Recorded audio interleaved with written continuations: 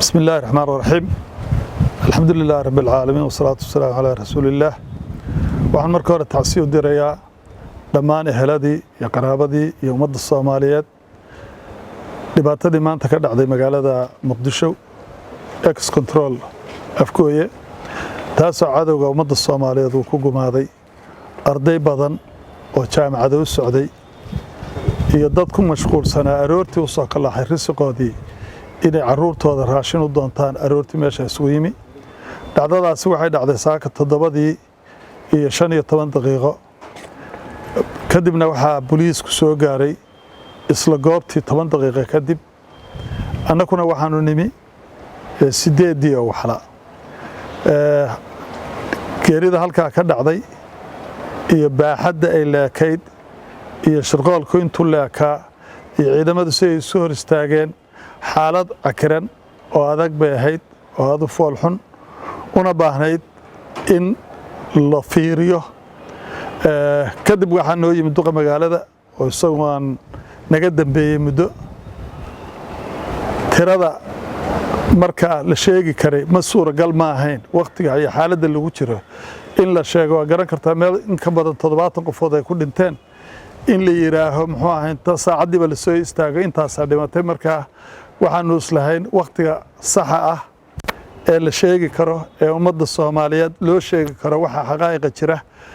ayaanu la sugaynaa ugu sabsanay taasoo waqtigeedii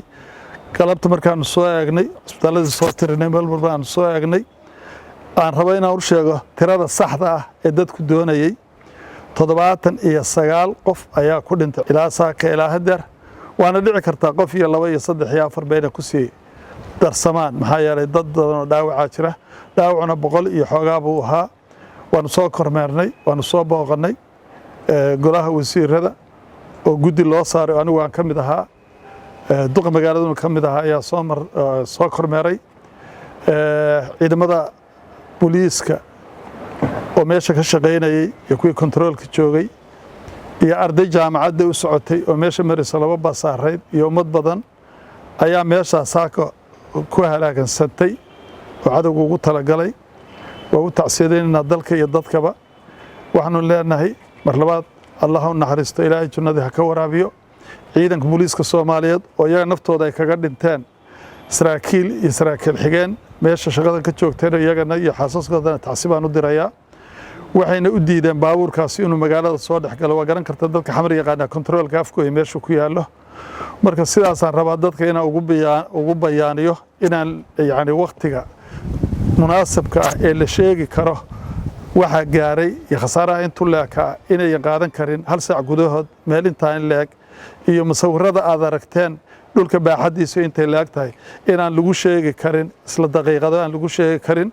intaas rabay inaan la wadaago ummadda Soomaaliyeed ugana wada tacsiyadeeyo intii dhimatayna Allah u naxariisto